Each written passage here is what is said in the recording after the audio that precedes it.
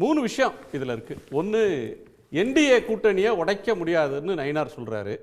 எங்களுக்கு கூட்டணின்றது முன்னாடிலாம் பதவி தான் துண்டு, தோளில் போடுற துண்டு மாதிரி, தேவையில்லைனா தூக்கி போட்டுருவோம்னு சொல்லுவாங்க. இன்றைக்கி ராஜேந்திர பாலாஜி அதை இன்னும் ஒரு அடுத்த கட்டத்துக்கு எடுத்துகிட்டு போயிருக்கார். கூட்டணியே துண்டு மாதிரி அப்படின்னு சொல்லிட்டாரு. இந்த கூட்டணியை உடைக்க முடியாதுன்னு அவங்க சொல்கிறதும், இதனுடைய இன்னொரு ப்ராபபிள் அலை, ஏற்கனவே இவங்க கூட இருந்தது பிஎம்கே, அவர் நல்ல வித்தியாசமான வெற்றிகரமான கூட்டணின்றார். இது எப்படி இந்த அட்ஜெக்டிவ்ஸை புரிஞ்சுக்கிறதுன்னு தெரியல. இந்த அலையன்ஸ் இதுவரையும் டேக் ஆஃப் ஆயிடுச்சா? அதாவது இந்த அலையன்ஸில் கூட்டணியை ஏற்றுக்கிட்டவங்க ஒரு சாரர் இருக்கிறாங்க. அவங்க பாஜக 2வது இடம், அதிமுக 3வது போன இடவங்க. அவங்க ஏற்கனவே அந்த ஃபைட்டில் கீழே போன பகுதியை சேர்ந்தவங்க. ஏற்றுக்கொண்டவங்கன்னா ஏடிஎம்கேல இந்த கூட்டணி ஏற்றுக்கிட்டவங்களா, பிஜேபியில் இந்த ஏடிஎம்கேல ஏற்றுக்கிடாதவங்க ஜெயக்குமார், சிவி சண்முகம், வட தமிழகத்தில் உள்ள பாஜகவினர், அவங்களுக்கு பிஜேபி அதிமுகவினர், அவங்களுக்கு பாஜக வட தமிழகத்தில் ஒரு பெரிய போல்ஸ் அல்ல, சிதம்பரத்தில் டெபாசிட் இழந்திருக்காங்க. யாரும் வெளிப்படையா சொல்லியே சார், கேபி முனுசாமியோ சிவி சண்முகமோ வீரமணியோ வெளிப்படையா சொல்லி எல்லோரும் கூட்டணிக்கு எதிராக ஒரு கருத்தும் சொல்லலையே. அதான் வெளிப்படையா வேலுமணி RSS கூட்டத்துக்கு மோகன் பகவத் கூட அண்ணாமலை கூட இருக்கும்போது, வெளிப்படையா தென் மாவட்டத்தை சேர்ந்த அமைச்சர்கள் இருக்கும்போது, இவங்க அமைதி காக்குறாங்கன்னாலே கூட தலைமை அந்த முடிவு எடுத்தாச்சு. நமக்கு பாதகத்தை ஏற்படுத்தக்கூடிய முடிவு, வேலுமணிக்கு சாதகத்தை ஏற்படுத்தக்கூடிய முடிவு, ஏதோ 3வது போன இடத்துல உள்ள தென் மாவட்டத்தை சேர்ந்த அதிமுக நிர்வாகிகளுக்கு ஒரு ஃபைட்டை கொடுக்கக்கூடிய முடிவு. மணிகண்டன் ராமநாதபுரம், அவர் இது ரொம்ப பெரிய அளவுக்கு இன்னைக்கு ஒரு திமுக அமைச்சரை கடுமையாக விமர்சனம் பண்ணியிருக்காருன்னா, அவங்களுக்கு அவங்க பகுதியில் பாஜக செல்வாக்கு உள்ள இடங்கள்ல அவங்களுக்கு லாபம்னு அவங்க நினைக்கிறாங்க. பாஜக செல்வாக்கு இல்லாத இடங்கள்ல, குறிப்பாக வட தமிழகம், சிட்டி, நார்த் மெட்ராஸ் போன்ற பகுதிகளில் இங்கே இருக்கக்கூடியவங்களுக்கு நஷ்டம் அதிகம்னு ஃபீல் பண்ணுறாங்க. பட் தலைமை எடுத்த முடிவுன்னு சொல்லும்போது அவங்க அதை வெளிப்படையாக சொல்ல முடியாமல் இருக்காங்க. நீங்கள் ஏன் வெளிப்படையாக சொல்லலைன்னு கேட்டிங்கன்னா, தலைமைக்கு எடுத்து அப்புறம் ரிவோல்ட் தான் பண்ணணும், அது கட்சிக்குள்ள பிரச்சனையாக இருக்கும். நாளைக்கு டிக்கெட் கொடுக்குற புகைச்சல் இருக்குன்றீங்க. கண்டிப்பாக இருக்குது. பிஜேபியில் ஏற்றுக்கொண்டுட்டாங்களா? அதை உடைக்கிறாங்கன்னு சொல்றது ஒரு அதீதமா? யார் இது பிஜேபியில் ஏற்றுக்கொண்டுட்டாங்கல்ல. பிஜேபியில் அங்கே லீடராக இருந்தது பிஜேபியில் அண்ணாமலை தான். தமிழிசை, பொன்னாறு இவங்கெல்லாம் பிரசிடெண்டாக தான் இருந்தாங்க. சார் அவங்களா லீடர் இல்லையா? பிரசிடென்ட் தான். பிரசிடென்ட்டுக்கும் லீடருக்கும் வித்தியாசம் இருக்குது. என்ன சார் பஞ்சாயத்து பிரசிடென்ட் மாதிரி சொல்லிட்டு போறீங்க? இவங்க இவங்க காலத்தில் கட்சி ரெட்டை இலக்கத்துக்கு போகல. கட்சியை ரெட்டை இலக்கத்துக்கு கொண்டு வந்தது நீங்கள் மற்ற கம்பேரிசனில் பாஜக தலைவர்களுக்குள்ள கம்பேரிசன் தான். எல் முருகனோ, சிபிஆரோ, இலகணேசன்ஜியோ, தமிழிசை அம்மையாரோ, பொன் ராதாகிருஷ்ணனோ சிங்கிள் டிஜிட்டில் தான் அந்த கட்சியை நிறுத்தினாங்க.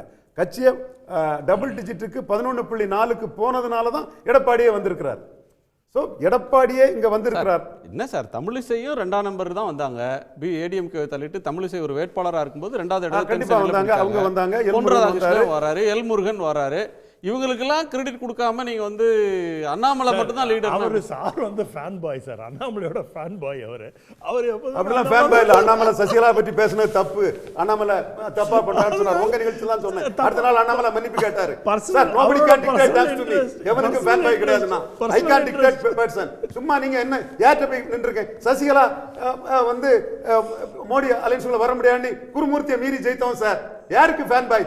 Mind your bats please. இல்ல சார், சார் நீங்க நான் என் கருத்தை தெளிவா சொல்லக்கூடியவன். குணாவுக்கே தெரியுமா? அதே நீங்க சார் நின்னுங்க. குணா ஒரு நிமிஷம், நீங்க கொஞ்சம் புத்திசாலிங்கனால சொல்றேன். ஏன்னா ஒரு கட்சியில எங்க கட்சி பொறுத்த வரைக்கும், என்னோட opinion, to my knowledge of 6 years with BJP, எங்க கட்சியில் என்னன்னா, நாங்க de facto will send somebody as a president, we select somebody, will qualify பண்றாங்க சார். அது நாமினேட்டட் பிரசிடென்ட். எல்லாரும் தமிழ்நாட்டுல ஒரு எந்த நேஷனல் பார்ட்டியும் ஒரு ஸ்டேட் அவர் சொல்ற பாயிண்ட் நான் குவாலிஃபை பண்ணிறேன். நான் சொல்ல விடுங்க என்ன.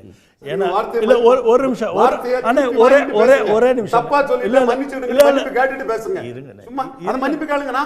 குருமூர்த்தியே சொல்லும்போது ஜாக்கிரதை சொல்லணும்னா குருமூர்த்தி சொல்ல நடக்காதுன்னு சொன்னேன். அண்ணாமலை சொன்ன தவறு, அவர் தப்பா பேசுறான்னு சொன்னேன். உங்க நிகழ்ச்சியில சொன்னேன். என்ன வார்த்தையை சொல்றீங்க? இல்ல நான் sir nobody can dictate that to me. சும்மா நீங்க என்ன பேசுறீங்க?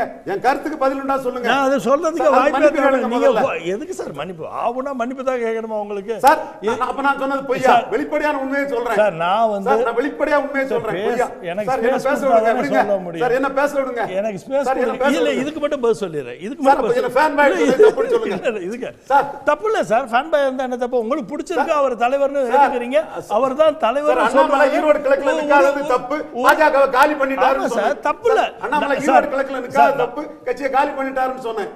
அது எப்படி சார் பிளான் பயங்கர வார்த்தையை பேசுறீங்க? நான் ஒரே ஒரு சார் என் கருத்தை ஆணித்தரமா சொல்றேன். நீங்க இந்திரா மாறினாலும் இந்திராணி மாற மாட்டான். காங்கிரஸ் அந்த அந்த பணியில நீங்க இந்திராணியா இருக்கீங்க. நான் என்னை பக்கத்துல வச்சுட்டு எங்க தலைவர் எல்லாரையுமே நீங்க வந்து எனக்கு அண்ணாமலை முக்கியம் தான். அண்ணாமலை நான் வந்து மாற்று கருத்தே இல்ல.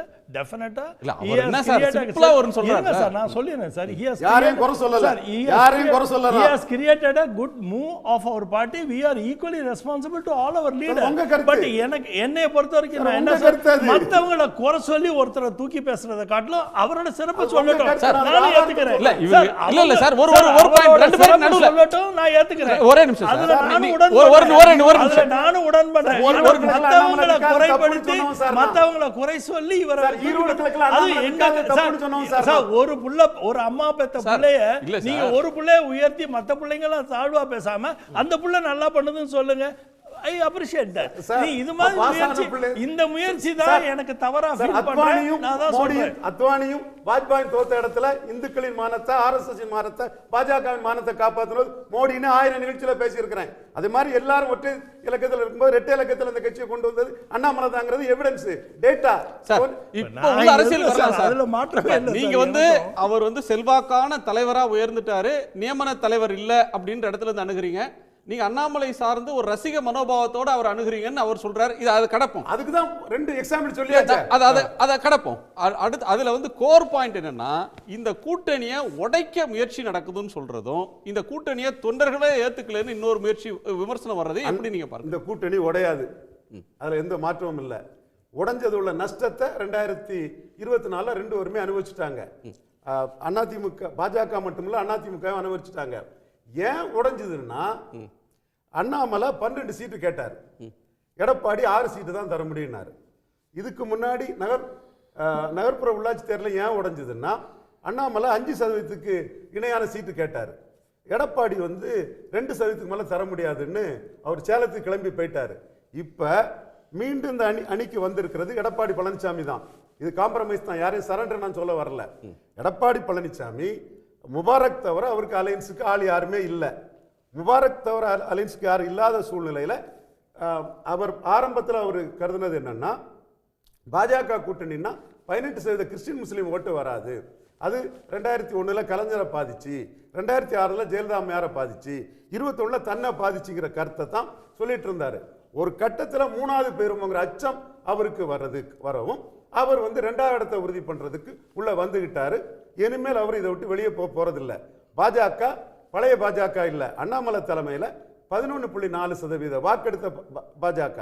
ஸோ இந்த 11.4 மதிச்சு அவர் உள்ள வந்துட்டார். உள்ள வந்த சூழ்நிலையில் அவரை பொறுத்தளவில் ஆல்டர்னேட்டிவ் ஃபோர்ஸுங்கிறது அவருக்கு கேரண்டி ஆயிட்டு. ஆனால் வட தமிழகத்தில் உள்ள அதிமுக லீடர்கள் வந்து ரொம்ப எந்தூசியாஸ்டிக்காக இல்லை. ஏன்னா இதை எதிர்த்து வெளிப்படையாக கருத்து சொன்னது சகோதரர் சொன்னது மாதிரி ஜெயக்குமார் தான். இல்லை, அவர் ஜெகதீஸ்வரன் சொன்ன மாதிரி ஜெயக்குமார் தான் 30,000 ஓட்டு எனக்கு லாஸ்ட்ல இருந்தே ஓடணும்னு சொன்னாப்புல. சிபி சண்முகமும் வெளிப்படையாக முஸ்லீம் வாக்குகள் எனக்கு பூத்தில் கிடைக்கலங்கிறத வெளிப்படையாக சொன்னாங்க.